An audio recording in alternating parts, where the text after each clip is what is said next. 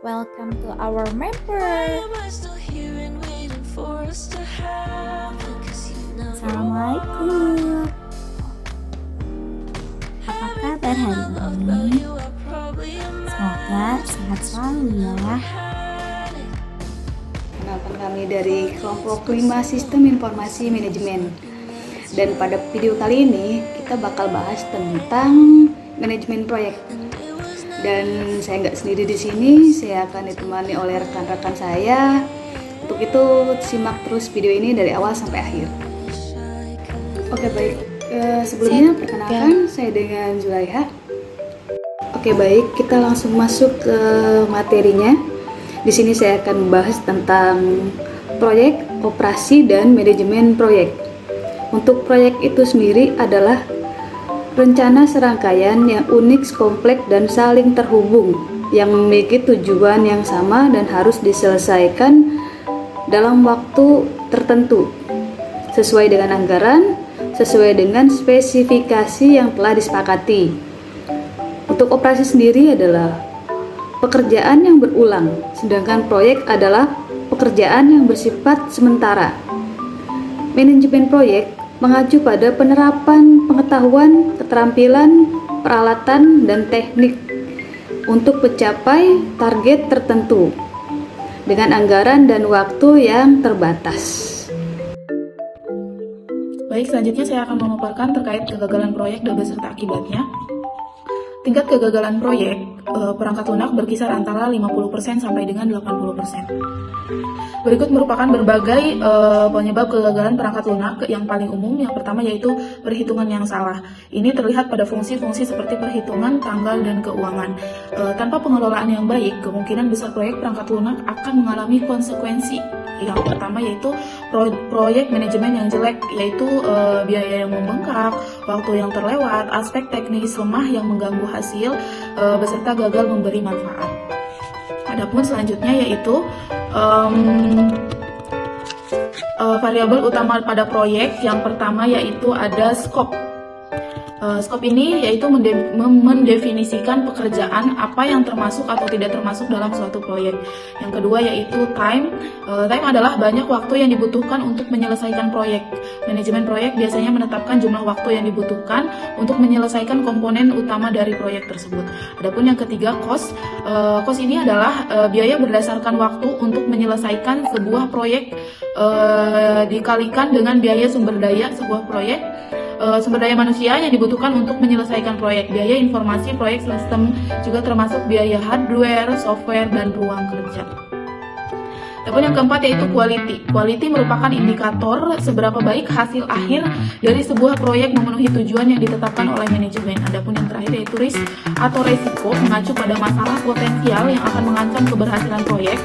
Masalah-masalah potensial dapat menghambat sebuah proyek dalam mencapai tujuan dengan meningkatnya time atau cost, menurunkan quality dan proyek, atau mencegah proyek dapat diselesaikan sama sekali.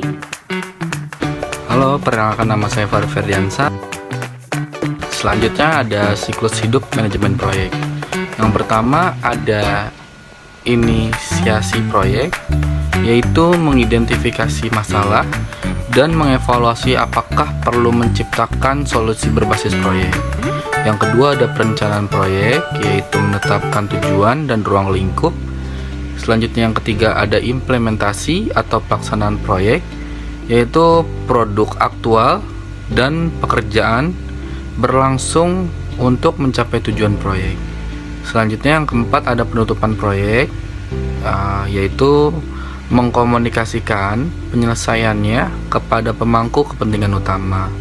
Dan yang terakhir, yang kelima, ada pemantauan dan pengendalian proyek, yaitu selama tahap pemantauan dan pengendalian proyek ini, manajer proyek wajib mengawasi kinerja-kinerja yang dilakukan pada proyek tersebut.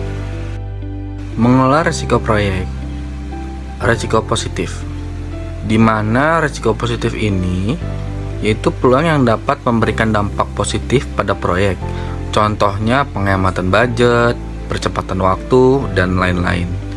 Lalu juga ada risiko negatif, yaitu hal yang tidak diinginkan terjadi atau dapat memberikan dampak negatif pada proyek. Misalnya penambahan budget, potensi delay, dan Saya Putri Hamdafikia. Di sini saya akan membahas tentang faktor risiko proyek. Yang pertama ada ukuran proyek. Semakin besar ukuran proyek, maka semakin besar risiko yang terjadi. Yang kedua ada struktur proyek, kebutuhan yang jelas dan lugas dalam proses.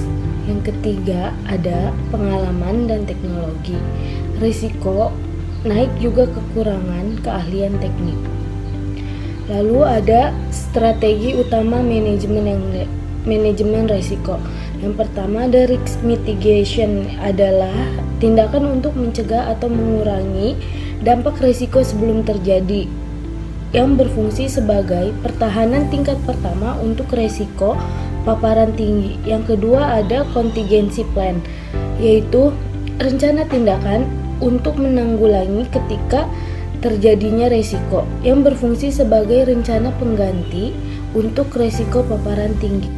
Kenalkan, nama saya Nail Fonzia. Di sini saya akan menjelaskan pada bagian slide ke-9, yaitu tentang perencanaan formal dan peralatan pengendalian. Agar dapat mengintegrasikan sistem informasi dengan organisasi menjadi berhasil, maka penilaian dampak organisasi secara menyeluruh dan sepenuhnya didokumentasikan, yang dimana itu harus diberikan perhatian yang lebih dalam. Dilanjut pada slide ke-10, yaitu tentang peralatan kontrol dan pengendali proyek. Dua metode yang paling umum digunakan untuk mendokumentasikan rencana proyek adalah Gantt chart dan Page chart, yaitu merupakan program evaluation and review teknik.